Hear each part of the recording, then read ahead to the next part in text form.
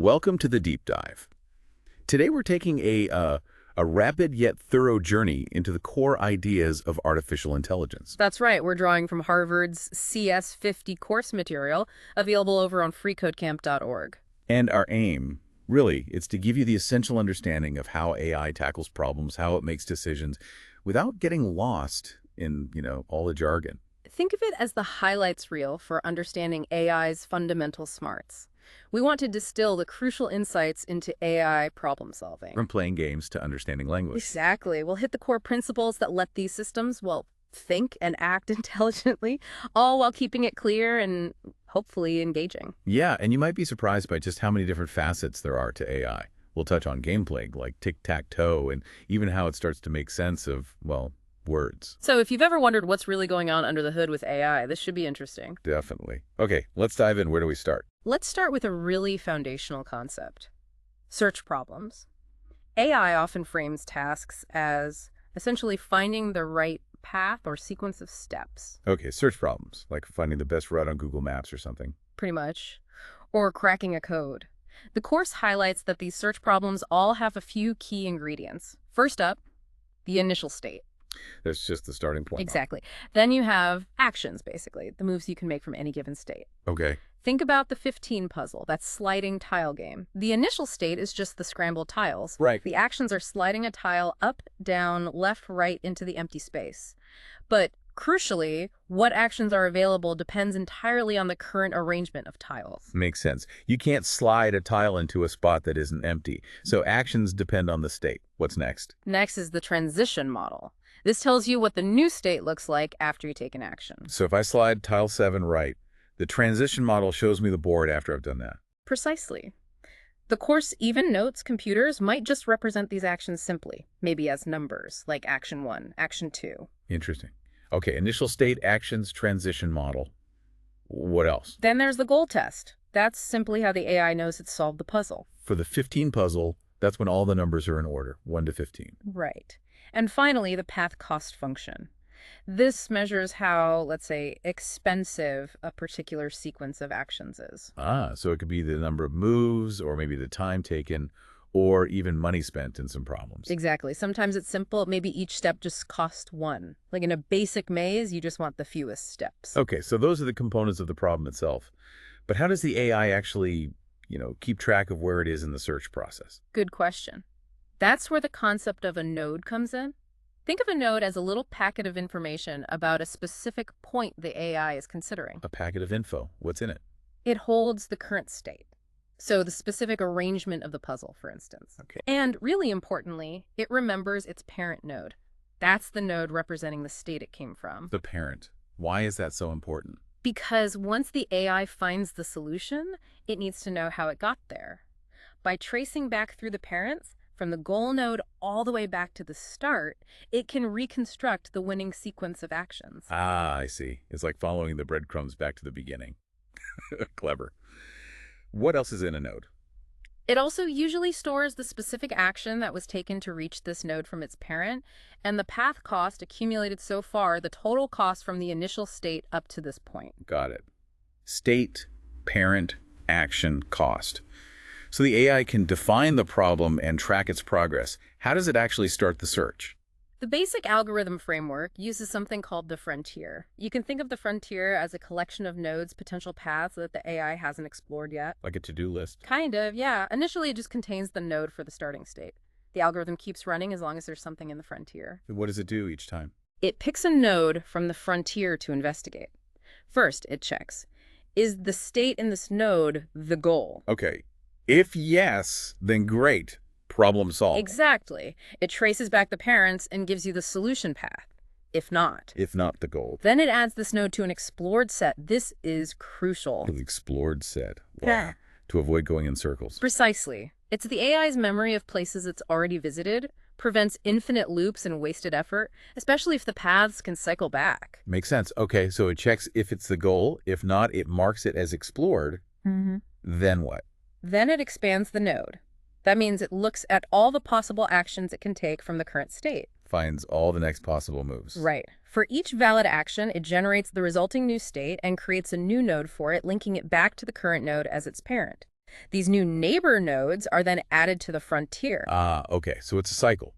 Pick from frontier, check if goal, if not, add to explored, find neighbors, add neighbors to frontier, repeat. That's the core loop. But wait, the order in which you pick from that frontier list must make a huge difference, right? Absolutely. How you manage the frontier specifically, which node you choose to remove and explore next, defines the entire search strategy.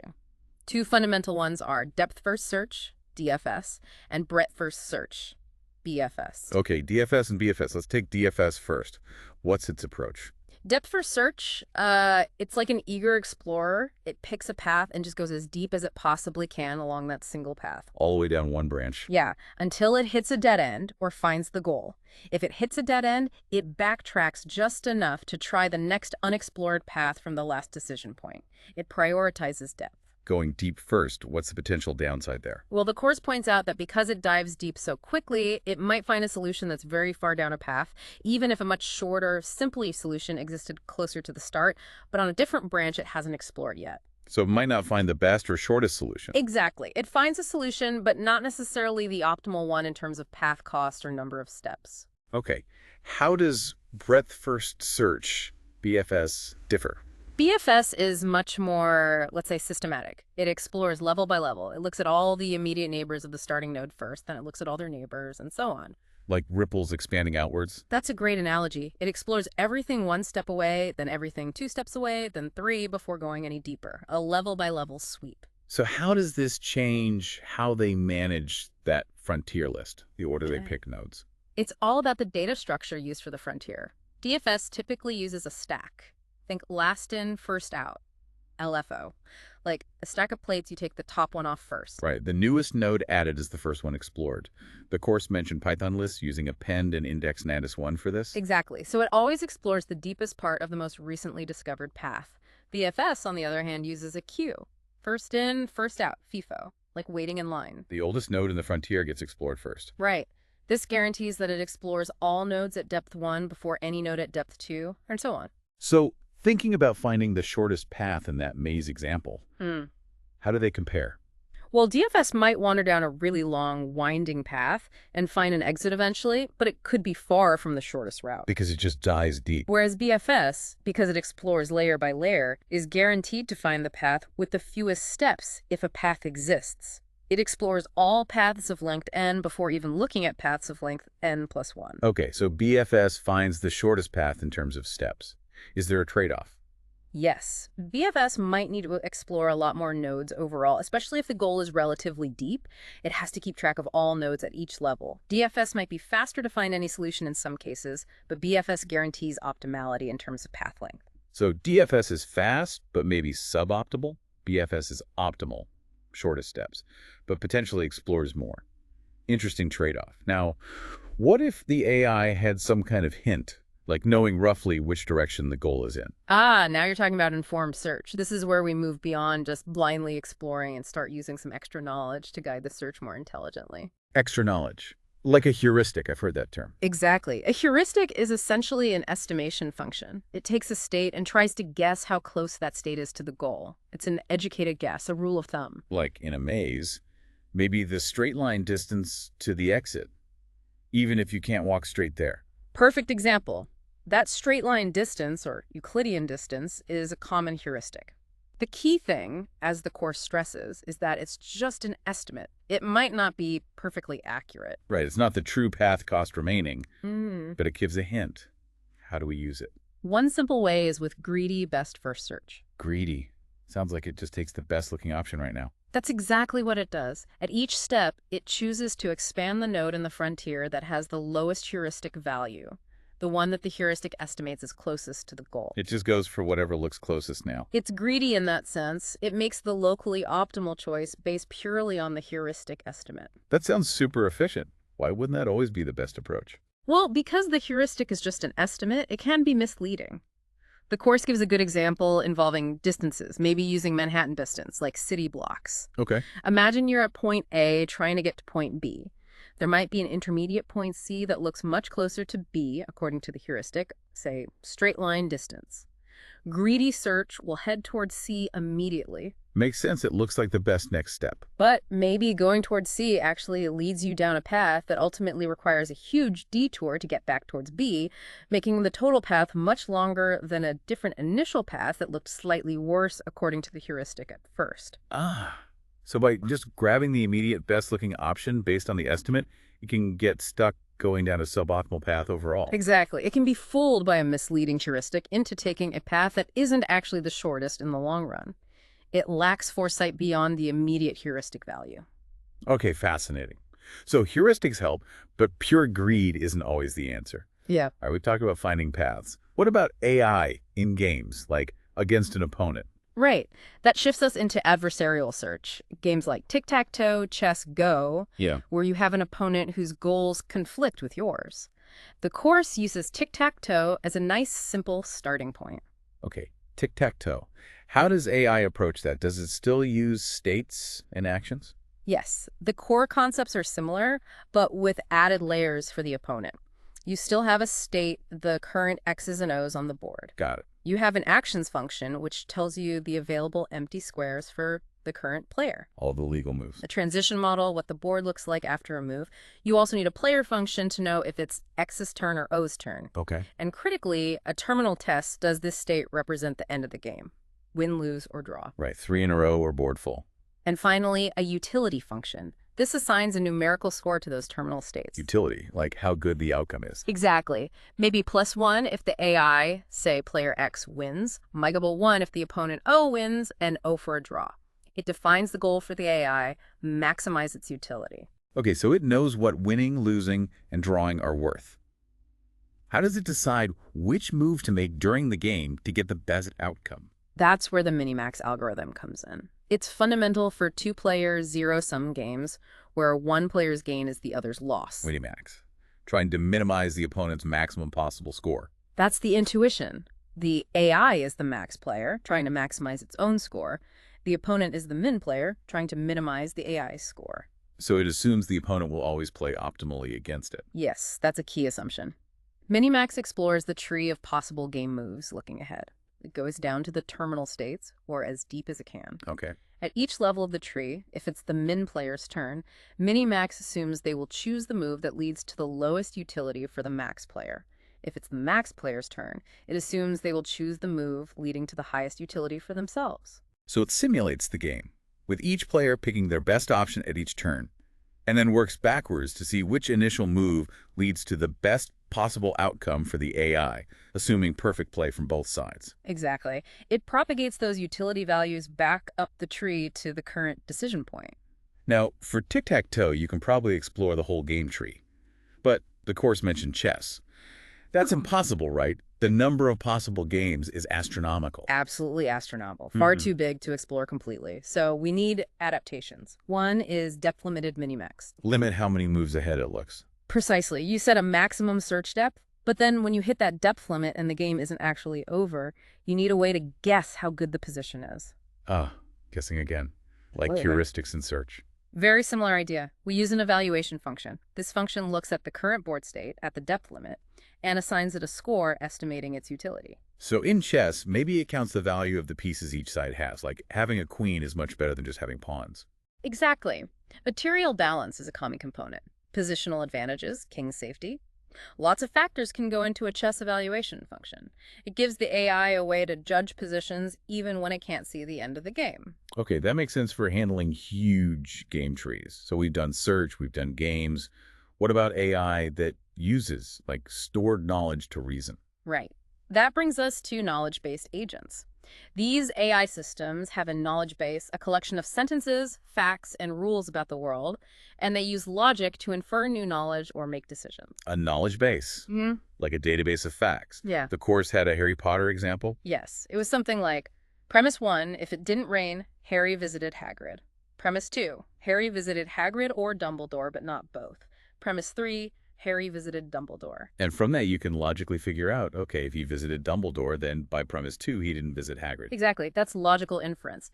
AI needs a formal way to represent and manipulate this kind of knowledge. One basic system is propositional logic. Propositional logic, using symbols for statements. Right. P might mean it is raining, Q might mean Harry visited Hagrid.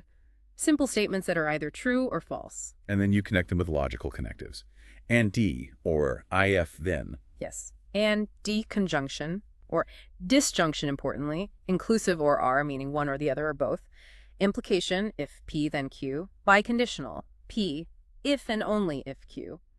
Each has a strict truth table defining its meaning based on the truth of its components. Okay, so we can build complex sentences. How does the AI determine if something logically follows from its knowledge base? Like proving that Harry didn't visit Hagrid. The key concepts here are models and entailment. A model is just one possible way the world could be an assignment of true or false to every single propositional symbol. Like one row in a giant truth table covering all possibilities. Pretty much.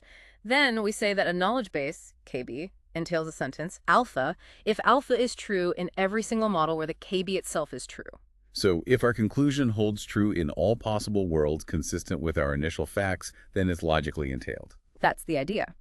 One way to check this is model checking. Literally enumerate all possible models, check if the KB is true in each, and if so, check if alpha is also true. If alpha holds in all models where the KB holds, then KB entails alpha. The course showed this with a simple Tuesday raining run example. You list all true-false combos for P, Q, RO, and check the condition. Exactly. And it showed how these symbols and connectives can be implemented in code, like Python classes, and how a function like checkall can recursively perform this model checking.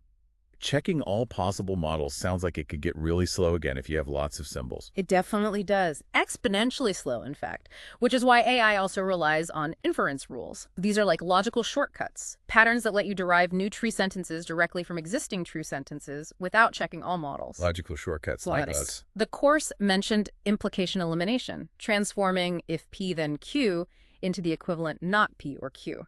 This can help simplify things. Okay, and it also mentioned conjunctive normal form. CNF. Yes, CNF is a standard format. It means writing a logical sentence as a big AND of multiple clauses, where each clause is an OR of simple literals, like P or not Q. Any sentence can be converted to CNF. Why convert to CNF? What's the benefit? It enables a powerful inference rule called resolution. Resolution works on two CNF clauses that contain complementary literals. One has, say, A, and the other has not A. Okay. Like A or B and not A or C. Exactly. Resolution lets you combine these to derive a new clause. B or C, you resolve away the complementary pair. And what if you resolve, say, A and not A? You get the empty clause, which represents a contradiction, essentially false. So how is resolution used for inference? It's often used in proofs by contradiction. To check if KB entails alpha, you add not alpha to the KB, convert everything to CNF, and then repeatedly apply the resolution rule. If you can derive the empty clause, it means your combined set, KB and not alpha, is contradictory. Which means the assumption not alpha must be false, assuming the KB is true, so alpha must be true. Precisely. Inference by resolution can be much more efficient than model checking for many problems. The course then briefly mentioned first-order logic. Going beyond simple propositions. Yes. First-order logic lets us talk about objects, properties, and relations more explicitly. It introduces predicates like House Gryffindor or belongs to Minerva Gryffindor. So you can talk about things? Right. And it adds variables and quantifiers.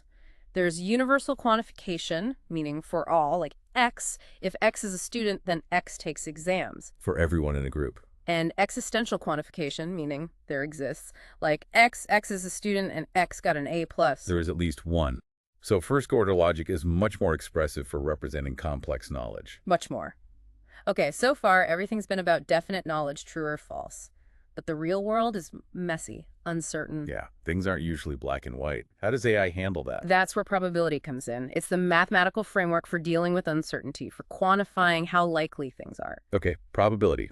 Back to basics. Pretty much. We need the sample space, all possible outcomes, events, subsets of outcomes we care about, and the fundamental axioms of probability. The basic rules. Yeah.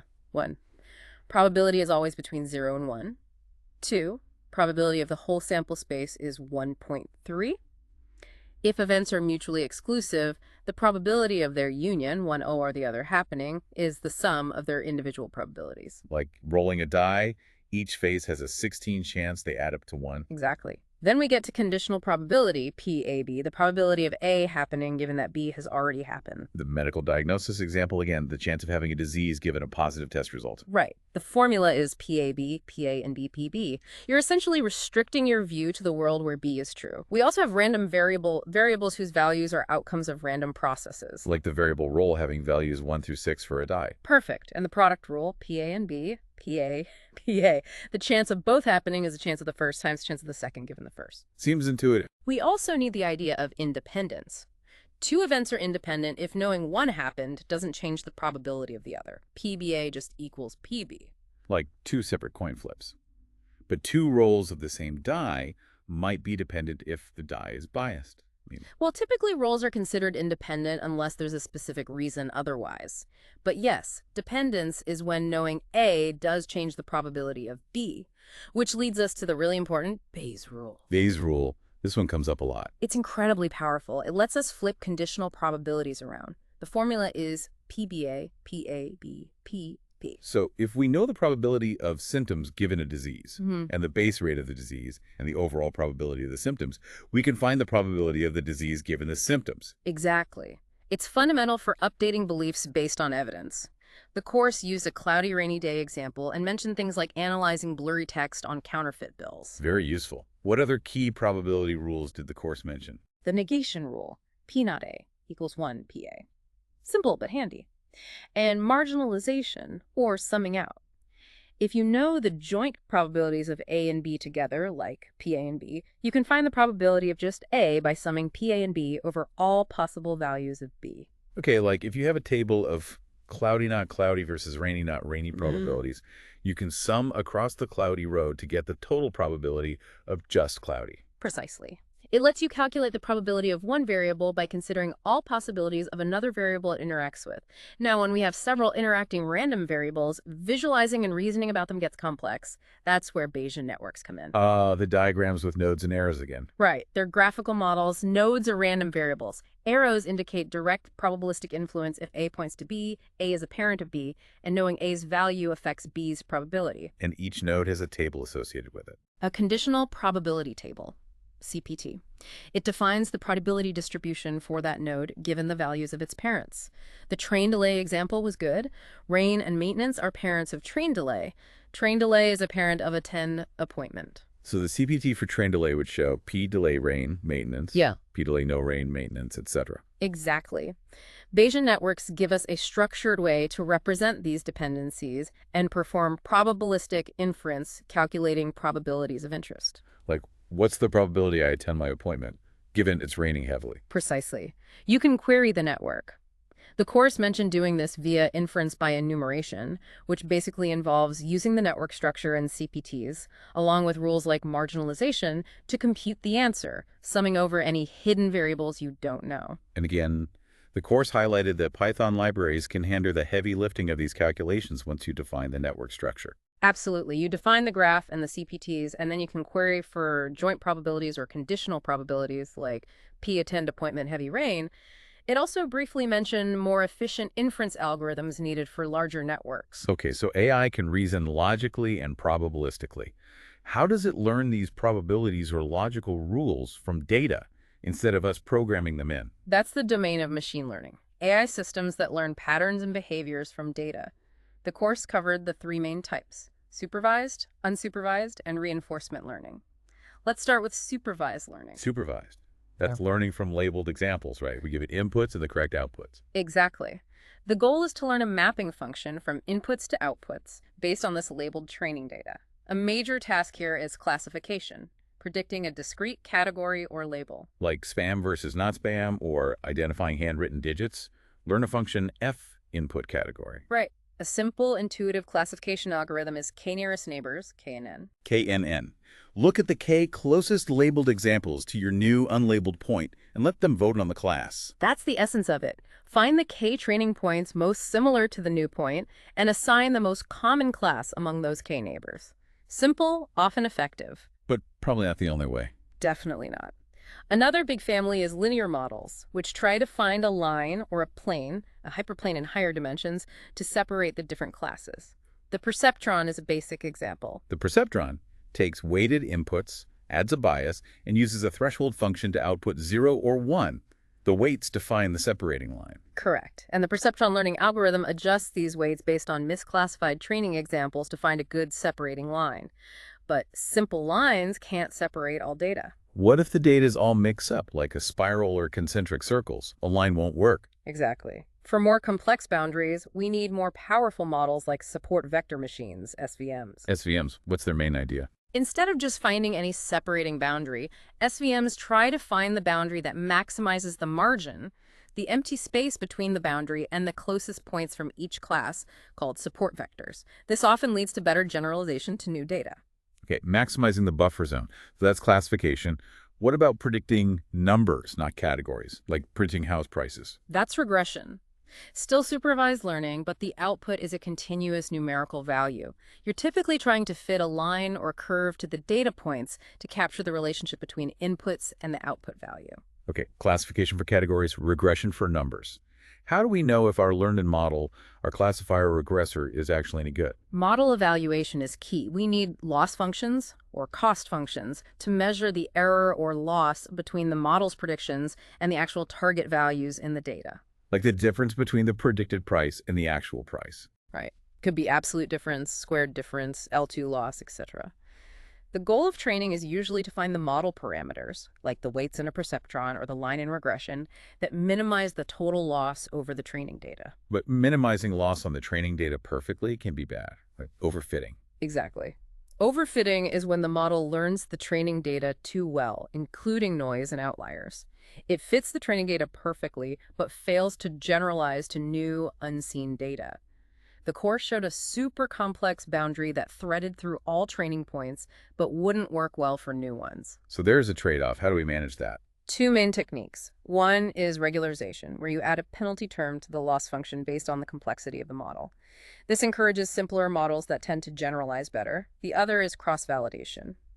Splitting the data, like hold out cross-validation, train on one part, test on a separate part you held out. Yes, that's the basic idea. Or k-fold cross-validation, where you split the data into k-folds, train on k1, test on the remaining one, and repeat k times, averaging the results. This gives a more robust estimate of generalization performance. Right. Evaluate on data the model hasn't seen during training. The course showed a practical example of this with banknote authentication using scikit-learn in Python. Yeah, it was a great demonstration. Load data, split into train test using train to split, choose a model like Perceptron or SVC for SVM, train it with model.fit, predict on the test set with model.predict, and check the accuracy. And it showed how easy it was to swap models. The Perceptron got like 99%, but KNN, K-Neighbors classifier, got 100% on that particular split, just a few lines of code. It really highlights the power of these libraries. Okay, that's supervised learning. What about learning from interaction and feedback, not labeled data? That sounds like reinforcement learning, RL, like training a dog with treats. Kind of. The AI agent interacts with an environment, takes actions, and receives rewards or penalties. It learns a policy, a strategy for choosing actions to maximize its cumulative reward over time. No explicit labels telling it the right action. How is this formalized? Often using Markov decision processes, MDPs. An MDP defines the states, possible actions in each state, a transition model, how actions change the state, possibly probabilistically, and a reward function, giving a numerical reward for transitions. The grid world example. States are grid squares, actions are move, NSEW, transitions move the agent, rewards are positive for the goal square, negative for penalty squares, maybe small negative for just moving to encourage efficiency. Exactly. The agent doesn't initially know the rewards or optimal path. It learns through exploration. A key concept is learning the Q function, QSA. QS, that's the expected future reward if you take action A in state S, right? Right. It represents the long-term value of taking that action from that state. Q learning is an algorithm to learn these Q values. How does the Q learning update work? It looked a bit complicated. The core idea is new QA, old QS, plus alpha difference. The difference part is key. It's reward plus gamma max future Q, old QS. Okay, let's break that down. Alpha is the learning rate. Yes, how much weight you give to the new information versus the old estimate. Gamma is the discount factor, how much you value future rewards compared to immediate ones. And the reward is what you just got. And max future Q is the best Q value you think you can get from the next state. Exactly. So you update your estimate for QSA based on the immediate reward you got, plus the discounted estimate of the best future reward you can get from where you landed. Over many trials, these Q values converge towards the true optimal values. So the AI figures out which actions lead to good outcomes eventually, just by exploring and getting rewards. The course used the game of NIM as an example. Yeah, NIM is a simple game perfect for RL. Yeah. Players remove objects from piles, last object taker loses. An RL agent can play against itself, update Q values based on wins, +1 reward, and losses, +1 reward, and eventually learn the optimal NIM strategy. Fascinating. Okay, that's RL. What's the third type of machine learning? Unsupervised learning. Here we have data, but no labels. The goal is to find inherent structure or patterns within the data itself. Finding patterns without being told what to look for. Like what? A major task is clustering, grouping similar data points together without predefined categories. Finding natural groupings. The course mentioned k-means clustering. How does that work? K-means is pretty intuitive. You decide how many clusters you want. K. Then, 1. Randomly place K initial cluster centers. 2. Assign each data point to its nearest cluster center. 3. Recalculate each cluster center as the average of all points assigned to it. 4. Repeat steps 2 and 3 until the cluster centers don't move much anymore. So points get assigned to the closest center, then the centers move to the middle of their assigned points, and this repeats until things stabilize. Exactly. It iteratively refines the clusters based on proximity. Okay, that covers the 3 main learning paradigms. Now let's talk about a hugely influential type of model used across all these areas, neural networks. Neural networks. Inspired by the brain, right, with artificial neurons. Right. They consist of interconnected processing units called artificial neurons, or just units. Neurons receive inputs, perform a computation, and produce an output. And the connections have weights. Yes, connections between neurons have associated weights that modulate the signal strength. A simple neuron computes a weighted sum of its inputs, adds a bias, and then passes the sum through an activation function to produce its output. Activation function, like that step function. Output 1 if sum threshold, 0 otherwise. It's a basic one. Others, like sigmoid or ReLU, are more common now. The course showed how even with simple step functions, you could set weights and biases manually to make a single neuron compute logical AND or OR. But how does the network learn the right weights and biases? Through training, aiming to minimize a loss function. The primary algorithm is gradient descent. Gradient descent, finding the bottom of a valley by always walking downhill. Good analogy. You calculate the gradient, the direction of steepest descent, of the loss function with respect to the weights, and then you update the weights in the opposite direction downhill to reduce the loss. And there are different flavors. Batch, stochastic, mini-batch. Right. Batch uses the whole data set for each gradient calculation, slow but stable. Stochastic uses one random point, fast but noisy. Mini-batch uses a small random subset. A good compromise. Now, single neurons or single layers are limited. Like the perceptron can only learn linear separations. Exactly. The real power comes from multi-layer neural networks, often called deep learning when there are many layers. These have hidden layers between the input and output layers. Hidden layers, what do they do? They allow the network to learn hierarchical features and complex nonlinear relationships. Each layer transforms the representation from the previous layer into a more abstract one. The network learns these intermediate representations automatically. How are the weights trained in these deeper networks? Using the backpropagation algorithm, it's an efficient way to compute the gradient of the loss function with respect to all the weights throughout the network, layer by layer, starting from the output and working backwards. So gradient descent plus backpropagation lets us train deep networks. The TensorFlow demo showed this visually adding hidden layers dramatically improved the ability to separate complex data patterns. Yeah, it really illustrated the power of depth. And it showed applying a TensorFlow neural network, input layer, hidden layer with ReLU activation, output layer with sigmoid, to the banknote problem, achieving very high accuracy after training for some epochs. It makes building and training these complex models seem much more manageable with libraries like TensorFlow or PyTorch. Definitely. Now, for specific data types, specialized architectures often work best. For images, we use convolutional neural networks, CNNs. CNNs for computer vision. They use convolution. What is that exactly? Image convolution involves sliding small filters, called kernels, like tiny grids of weights, over the input image. At each position, the kernel performs element-wise multiplication with the underlying image pixels and sums the result, producing an output value for a feature map. So the kernel acts like a feature detector. Exactly. Different kernels learn to detect different patterns, edges, corners, textures, etc. The network learns the best kernel weights during training. And then there's pooling. Yes, pooling, like max pooling, reduces the size of the feature maps, making the representation more compact and robust to small variations in the input. A typical CNN structure is input, convey, pool, convey, pooled, some fully connected layers output. Learning hierarchical features, getting smaller representations, makes sense for images. What about sequences like text or time series? Standard feed-forward networks lack memory. For sequences, we often use recurrent neural networks, RNNs. RNNs have loops. They feed their output back as input for the next step. Essentially, yes. They maintain an internal hidden state that acts as a memory, summarizing information from previous steps in the sequence. This allows them to process sequences where context matters. Microsoft's Caption Bot, image text, was mentioned as an example. Okay, RNNs handle sequence memory. But the course mentioned they can be hard to train on very long sequences and difficult to parallelize. That's true, which led to the development of the transformer architecture, which has revolutionized NLP. Transformers, they don't use recurrence, they use attention. Right. Transformers rely heavily on the attention mechanism. Instead of passing information sequentially, attention allows the model to directly weigh the importance of all other words in the input sequence when processing a specific word. So it can look back or forward, easily to find relevant context no matter how far away. Exactly. This makes them highly parallelizable and very effective at capturing long-range dependencies. They typically have an encoder part, processing the input sequence, and a decoder part, generating the output sequence, both using self-attention and cross-attention. Very cool. And this is used heavily in natural language processing, NLP. Hugely. NLP is all about enabling computers to understand and process human language. Tasks like translation, question answering, sentiment analysis. Language is complex. The course mentions syntax and semantics. Right. Syntax is the grammatical structure. Semantics is the meaning.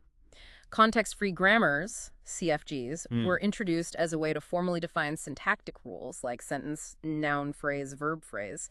NLTK in Python can parse sentences based on CFGs. Okay, grammars for structure. What about analyzing text content? Basic techniques include n-grams, sequences of n words. Analyzing frequencies of bigrams, 2 words, or trigrams, 3 words, helps understand common phrases. Tokenization, splitting text into words tokens, is a necessary first step. And for classification, like sentiment analysis, positive, negative text? The naive Bayes classifier was introduced. It uses Bayes' theorem, assuming words are independent given the class, a naive assumption, but often works okay. It calculates p-class document based on p-class and p-word class learned from training data. So it figures out if a review is positive or negative based on the probabilities of the words appearing in positive versus negative reviews. That's the core idea. But representing words just as independent units misses semantic meaning. That's where word embeddings like word-to-vec come in. Word embeddings, representing words as vectors in a space where similar words are close together. Exactly. They're learned from large amounts of text based on the idea that words appearing in similar contexts likely have similar meanings. Instead of isolated tokens, words become dense vectors capturing semantic relationships. So the vector for king might be close to queen, and maybe king, man plus woman is close to queen. Those kinds of vector arithmetic relationships often emerge. The course showed using pre-trained word-to-vec models to get these vectors and measure distances, like cosine similarity, between words like book and novel, close, versus book and car, far. Wow, okay. That really captures meaning better. We have covered an incredible amount of ground here. We really have. From basic search algorithms through logic and probability into the different paradigms of machine learning, and finally touching on deep learning architectures for vision and language. It's amazing how these diverse concepts, search, knowledge, probability, learning from data, neural networks, all come together to build intelligent systems. They form the foundation for so much of the AI we see and interact with today. So as you've been listening, think about what really stood out to you. Was there a concept, maybe heuristics or Q-learning or transformers, that made you go, aha? Which area sparked your curiosity the most? And here's a thought to leave you with. We've seen these techniques mostly in isolation. How might combining them in more sophisticated ways lead to even more capable, perhaps even more human-like AI in the future? Yeah, what happens when systems deeply integrate logical reasoning with probabilistic understanding and powerful pattern recognition from deep learning? And, of course, what new ethical considerations arise as these systems become ever more knowledgeable and autonomous. Lots to think about. Hopefully, this deep dive has given you a solid framework for understanding these core AI principles. Definitely. We encourage you to explore further. It's a Yeah. fascinating field. Thanks for joining us on the deep dive.